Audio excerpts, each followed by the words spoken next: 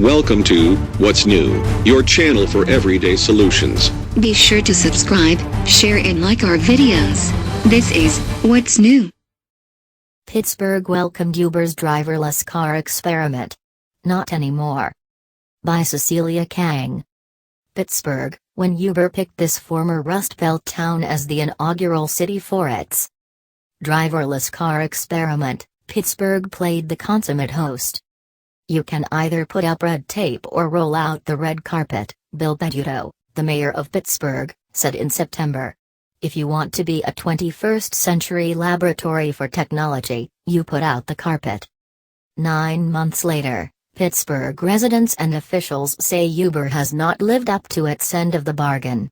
Among Uber's perceived transgressions, the company began charging for driverless rides that were initially pitched as free. It also withdrew support from Pittsburgh's application for a $50 million federal grant to revamp transportation. And it has not created the jobs it proposed in a struggling neighborhood that houses its autonomous car testing track. Blame is being pointed in many directions.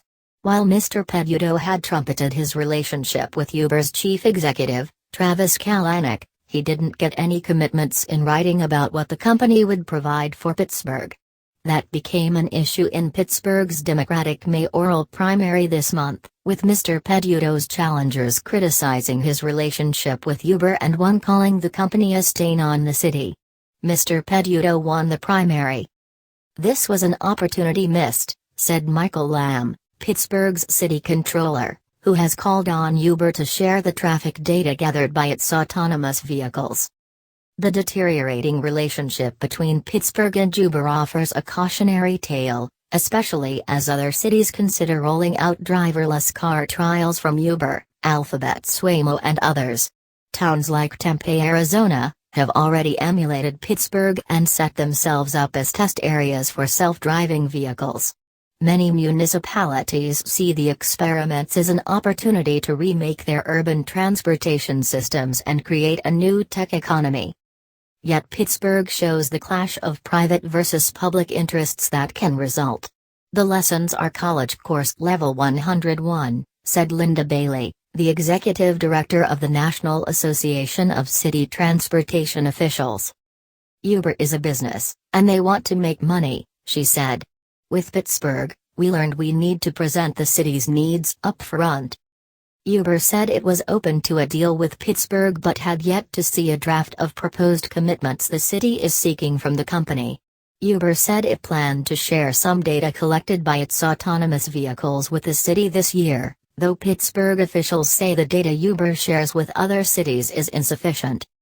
The company, which still has allies in Pennsylvania's state and county government, said it had created 675 jobs in the greater Pittsburgh area and had helped local organizations like a women's shelter, among other moves.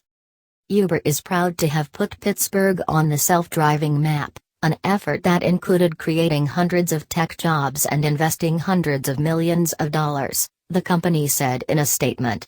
We hope to continue to have a positive presence in Pittsburgh by supporting the local economy and community. Pittsburgh's frustrations with Uber are encapsulated in the Hazelwood neighborhood along the Monongahela River, where the company opened a driverless vehicle testing track last year. From the second floor of the neighboring Center of Life Church, the track is in full view. Sky blue Volvo SUVs with large revolving LiDAR devices on their roofs navigate around shipping containers and stoplights. The area is enclosed by a chain-link fence wrapped in a black tarp. When Uber picked the site in 2016, a company representative told community leaders that it wanted to hire from the neighborhood. Tim Smith, a pastor at the Center of Life Church and the head of a neighborhood group, said he had given Uber a list of job candidates, including a mapping engineer and technicians. Since then, Mr. Smith said, he has been told that applicants should go through Uber's general jobs site. None have been hired. We have been underserved for decades, and now there are people who live right on the other side of that fence that are missing out, he said. Uber has benefited Pittsburgh in some ways. The company has raised Pittsburgh's profile, and its advanced technologies center there, which Uber opened for driverless research in 2015, has revived the former steel mill neighborhood known as the Strip District. Yet city officials and residents are reconsidering even those benefits, especially as Uber has recently grappled with several controversies. Those include a Justice Department criminal investigation into Uber's use of a software tool to deceive law enforcement. Some Pittsburghers also objected to Mr. Kalanik's being a member of the Trump administration's Business Advisory Council this year. In January, Pittsburghers for Public Transit, a nonprofit representing bus drivers and riders, organized a #DeleteUber social media campaign and a street demonstration against the company's decision to continue airport service when taxi drivers had halted rides to protest the Trump administration's travel ban. Molly Nichols, executive director of the group, said Uber had called to ask her to cancel the protest, which ultimately went ahead. The warning signs about Uber's questionable business practices were all over the place, and the mayor should have recognized that and worked harder to create a partnership that was more equitable, Ms. Nichols said. She added that there might be longer-term problems from autonomous vehicles, including automation's effect on Uber's 4,000 drivers in the city. Parking fees also make up about 15% of Pittsburgh's revenue, and the city has not said how those funds would be replaced if fewer people owned and parked cars and used driverless services instead, she said. Mr. Peduto, a third-generation Pittsburgher, has perhaps had the most noticeable change of heart. Mr. Kalanik first approached Mr. Peduto in 2015 with plans to start driverless trials in Pittsburgh.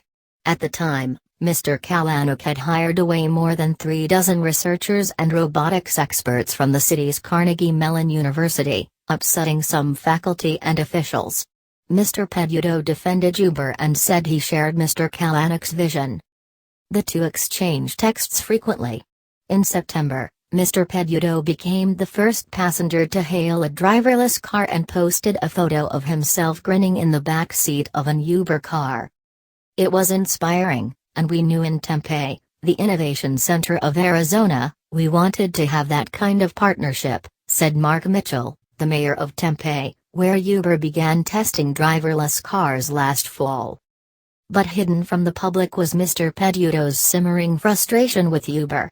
In early 2016, Uber had indicated it would support Pittsburgh's application for a federal grant to redo local transportation, according to Mr. Peduto. He asked Uber to commit private funds to enhance the proposal. Uber said that the request had come too late and that the desired amount, $25 million, was too much. Pittsburgh didn't win the federal competition. In January, Mr. Peduto was also surprised to get billed for a ride home in an Uber autonomous vehicle. Travis Kalanick had told me the rides would be free and a service for the public, he said. Uber said it had always intended to charge for driverless rides. Still, there are signs that Uber is trying to improve some relations. The company said it had agreed to work with Hazelwood residents on an art installation along the black chain link fence surrounding the test track. This month, Uber officials also invited Mr. Smith, the church pastor in Hazelwood, to discuss job training for young adults. "I'm cautiously optimistic," Mr. Smith said. Mr. Peduto, who has stopped texting Mr. Kalanick, said Uber and other self-driving car companies remained crucial to Pittsburgh's ability to break from its steel industry past. He said he was now talking to Ford, which is investing $1 billion in a Pittsburgh-based driverless technology company, Argo AI, about signing commitments on data sharing and workforce development. Ford declined to comment. When it came to what Uber and what Travis Kalanick wanted, Pittsburgh delivered, Mr. Peduto said. But when it came to our vision of how this industry could enhance people, planet and place, that message fell on deaf ears. Welcome to What's New, your channel for everyday solutions. Be sure to subscribe, share and like our videos. This is What's New.